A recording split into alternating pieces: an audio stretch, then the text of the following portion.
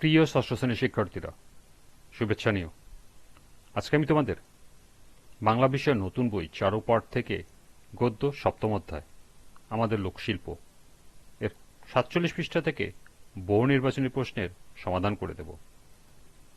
প্রথমে তোমাদের বলবো, যারা আমার চ্যানেলটি সাবস্ক্রাইব করো নাই তারা আমার চ্যানেলটি সাবস্ক্রাইব করবে এবং আমার সাথে থাকবে। তাহলে চলো আমরা ক্লাস শুরু করি। বাংলা 47 পৃষ্ঠা বহু নির্বাচনী প্রশ্ন।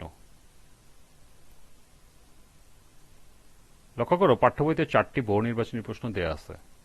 প্রথমে আমরা এই 4টি বহু নির্বাচনী প্রশ্নের সমাধান দেখব, এরপর আরও সম্ভাব্য গুরুত্বপূর্ণ কিছু বহু নির্বাচনী প্রশ্ন দেখব এবং সেগুলোর সমাধান করব। পাঠ্য বইয়ের বহু নির্বাচনী প্রশ্ন 1।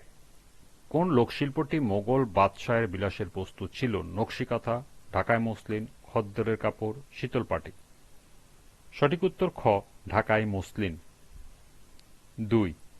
লোকশিল্প সংরক্ষণ ও সম্প্রসারণ করতে হবে কারণ এটি দুর্লভ, ঐতিহ্যবাহী, সৌন্দর্যমণ্ডিত, শৌখিন। সঠিক উত্তর খ, ঐতিহ্যবাহী। উদ্দীপকটি পড়ো এবং 3 ও 4 নম্বর প্রশ্নের উত্তর দাও। কামাল স্থানীয় কারিগরদের দ্বারা একটি পিতলের কলস তৈরি করালো। বন্ধুর বিয়েতে কলসটি উপহার দিলে কেউ কেউ উপহাস করল, আবার কেউ প্রশংসাও পেল। স্কুলের প্রধান শিক্ষক বলেন, স্থানীয় কারিগরদের এরূপ লোকশিল্প নিয়ে আমাদের গর্ব করা উচিত। 3। কামালের দেওয়া উপহারটি শিল্পগুণ বিচারে কোন শ্রেণীর অন্তর্ভুক্ত করা যায়? আধুনিক শিল্প, কুটির শিল্প, চারুশিল্প, মৃৎশিল্প। সঠিক উত্তর খ, কুটির শিল্প। 4। এরূপ উপহার দেওয়ার পিছনে কামালের উদ্দেশ্যকে আমাদের লোকশিল্প প্রবন্ধের আলোকে বলা যায়: 1. অর্থের সাশ্রয় করা, 2. লোকশিল্পকে বাঁচিয়ে রাখা এবং 3. ঐতিহ্যকে ধরে রাখা। নিচের কোনটি সঠিক? ক 1 ও 2, খ 1 ও 3, গ 2 ও 3, ঘ 1, 2 ও 3। সঠিক উত্তর গ 2 ও 3। এই ছিল পাঠ্য বইয়ের 4টি বহু নির্বাচনী প্রশ্নের সমাধান। এবার সম্ভাব্য গুরুত্বপূর্ণ কিছু বহু নির্বাচনী প্রশ্ন। 5। গ্রামীণ নারীদের আবেগের সাথে সর্বাধিক সম্পৃক্ত লোকশিল্প হচ্ছে নকশিকাঁথা, শীতলপাটি, কাপড়ের পুতুল, জামদানি শাড়ি। সঠিক উত্তর ক, নকশিকাঁথা। 6। শীতলপাটি কোন জেলায় তৈরি হয়?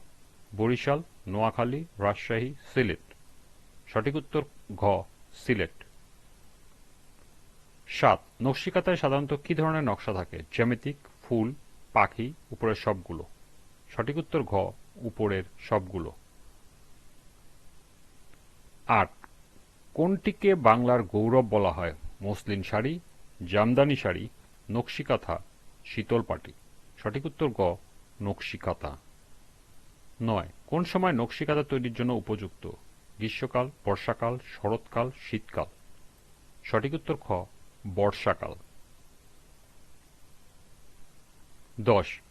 লোকশিল্প সাধারণত কোন ধরনের শিল্প? কারিগরি, প্রাতিষ্ঠানিক, অপ্রাতিষ্ঠানিক, আনুষ্ঠানিক।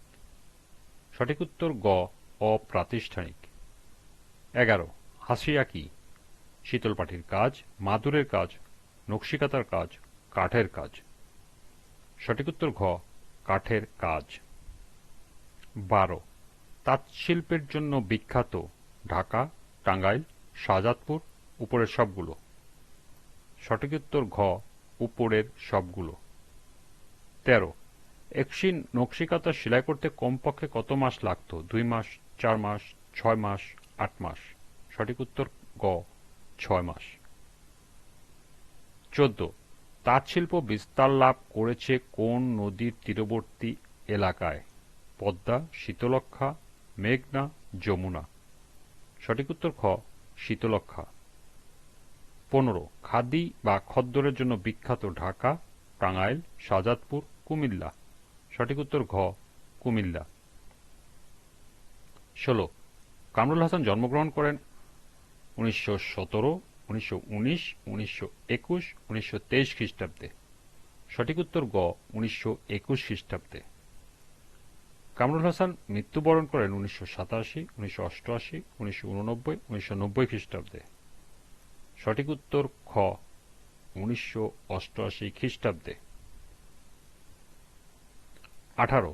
পাল বা কুমোরদের শিল্পমনের পরিচয় পাওয়া যায় কোন কাজে? টেপা পুতুল, ফুলদানি, মূর্তি, উপরের সবগুলো।